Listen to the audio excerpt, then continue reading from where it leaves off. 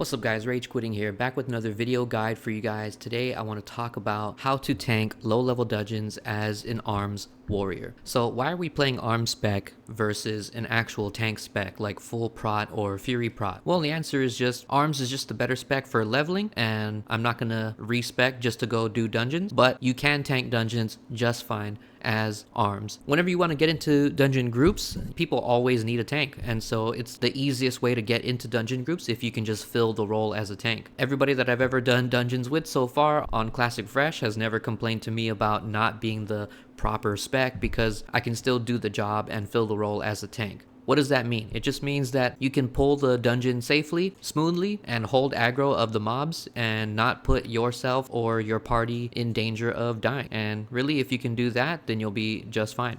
There's a couple things that I like to use, not a huge requirement, but it does help. One, there's an add-on called Threat Classic 2. I highly suggest getting it, even if you're DPS. Like, it's probably more important for the DPS, but it's equally as important for tank or DPS to have Threat Classic 2. What it is just a, kind of like, it looks like details damage meter, but it just shows threat instead. So it's good for DPS to have this too, because if they have a threat meter and they're laying into a mob and they can see on the threat meter that they're about to pull threat off the tank, then maybe they can just let off the gas a little bit and target something else so that they don't pull threat off the tank. Another thing I like to use is a weak aura called Tank Announces, but what it does is it lets your party or your raid know when you miss a taunt, like you fail a taunt, it gets resisted, or like a mocking blow resists, or it also announces when you are doing an AoE taunt. It's just a little automated thing so people know from the party chat or raid chat that you're trying to pick up this mob, but the reason why you can't is because it resisted or something like that, right? So it just gives your party or your raid just a little bit of a heads up of what's going on. For professions,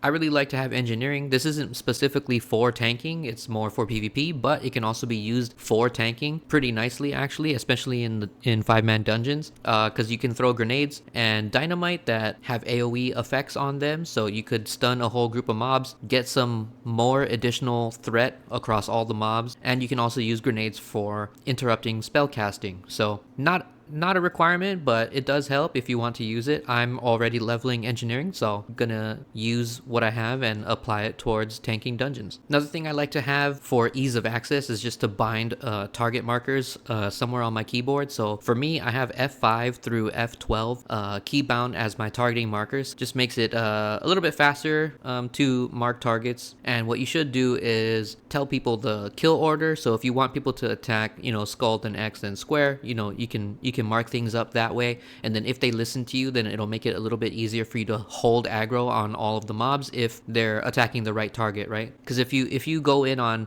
skull and then your ranged guy just immediately starts shooting square, which should be the last target, then square's gonna run past you, and then it just makes your life harder. You have to switch to it, taunt it, bring it back, whatever. But if people are listening to your callouts, then it'll make your life a little bit easier. Also, it really helps to make sure you have ammo in your bags. So whether you're using a bow or a gun or throwing weapons, whatever it is, make sure you keep restocking that when you're going to go do dungeons, because a lot of the times you do have to pull mobs back to you, or it's a better idea to do that just because the way that mobs are set up, if they're too close to another mob, they might pick them up on accident, or if they're humanoid mobs and they start running away when they get low and you guys aren't able to finish them and they walk away and run into more mobs and bring more stuff. So just to be safe, if it's a crowded area, just pull mobs back to an LOS or something like that so that they're all grouped up nicely away from the next pulls, okay? Alright guys, so playstyle for arms tanking is very simple. All you're going to do is your regular old-fashioned DPS rotation and try to hold threat on all the mobs. The good thing about arms tanking is that it has the potential for a lot of AoE damage because you have sweeping strikes, and then eventually you get whirlwind, which makes it even better. So if you're going to do the sweeping strikes whirlwind combo, you need 55 rage. So every time a mob is about to die, or if you're only pulling like a single target, you want to try and maintain threat by using like Sunders or Mortal Strike or Heroic Strike, whatever. But you want to be in battle stance. If you can, try to save as much rage as you can so that you can have rage for the next pack that you're about to go into. Charge generates 15 rage, but it generates 18 if you have like one more point in it, and then your auto attack generates some too. So you could be around maybe 30 rage and still have enough to do sweeping strikes whirlwind combo, because you're going to charge into the next pack and then auto attack it, right? If you're going to pull the next mob back to you, like with like a bow pull or something like that, then you want to make sure you have closer to 50 55 rage so that when they get to you, you can then immediately, hit sweeping strikes and then hit whirlwind to get massive AoE threat. Basically just rinse and repeat with that. If you don't have whirlwind yet and it's like a lower level, then just save rage for sweeping strikes and then some cleaves, and then just tab cleave things as you have sweeping strikes up. If a certain mob starts getting away from you, then just target that one, taunt it, and keep it in the group, and then continue to do damage. You definitely want to switch back to battle stance when there's only like 1 or 2 mobs left in the group, so that you can start saving rage for the next one, and you just rinse and repeat. I mean, that's basically it, guys. If you don't have pummel yet, then you have to switch to a shield and a one-hander so that you can interrupt stuff. But if I have like a shaman in my group or a rogue, I don't even bother trying to interrupt stuff because they can do that. And I can just focus on, doing maximum threat, maximum damage. The hardest part about arms tanking is when you're going into a new pack with 0 rage. Those are the times that you are going to struggle trying to maintain threat on everything, because your DPS, the party doesn't wait for you really to establish threat, so you need to generate as much threat as you possibly can right off the rip. And that's why it's important to save rage prior to the next pull, so that you have enough rage to do your sweeping strikes and start doing AoE damage, right? When you're going in with 0 rage, yeah, those are the times you're gonna struggle trying to maintain threat. So you're gonna have to taunt a lot or mocking blow, use your grenades or whatever, just anything extra that you have to try and keep mobs on you. But then as soon as things stabilize, immediately start building rage in battle stance so that you can move to the next one with a bunch of rage. But if you're able to save rage every single time for the next single target mob or the next AoE pack, then you'll be fine. You'll be able to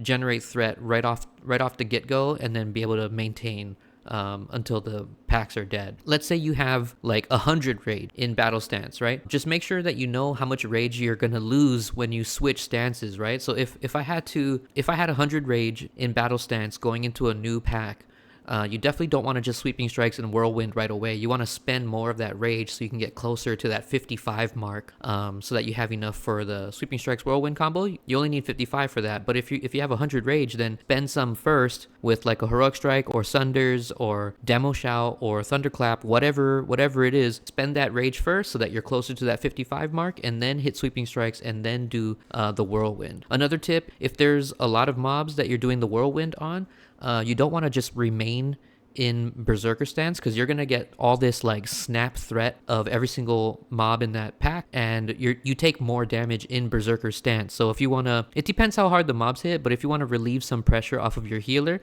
you could whirlwind and then immediately switch back to battle stance. Okay, and then just be careful whenever you need to go taunt something to bring it back to you, because maybe somebody pulled something off of you. If you have more than 25 rage, I wouldn't switch stances. I mean, if you're around 25, it's kind of fine because you're going to maintain 25. But if you have a bunch of rage, I wouldn't just immediately swap to D-stance and try to taunt the mob, because you're going to lose all that extra rage, right? If you have rage to spend, then just spend it. Just spam some sunders or some heroic strikes, and then maybe you'll probably get the mob back. But that's why it's important to have the threat meter, because you can see how much threat whoever has on that mob, and if you know you're not going to be able to catch up fast enough, then sure, go ahead and switch to D and just taunt the thing. But typically you can just spam some sunders or heroic strike or mortal strike or whatever it is, just do damage to that mob, and then you'll probably pick it right back up. And then once every half an hour you have retaliation, so you could do an extra big pull if you wanted to. I typically don't really save it for emergencies. I kind of just use it purposefully for bigger packs, especially if your group is doing really well and things are going smoothly. Like once every half hour you can pick up maybe some extra mobs, and then use retaliation and AoE taunt, and then do your sweeping strikes whirlwind combo, throw a grenade on top of it, and then demo shout, and you just have maximum damage, maximum threat all across the board. That's gonna be it for this guide. If I forgot something, please leave it in the comments. I didn't want to drag this video out for too long because it's really not super complicated. Like, you're just playing arms and filling the role as a tank. But let me know if you guys liked it. If you did, please leave a comment, like, subscribe to the channel, and I'll see you guys on another one. Peace.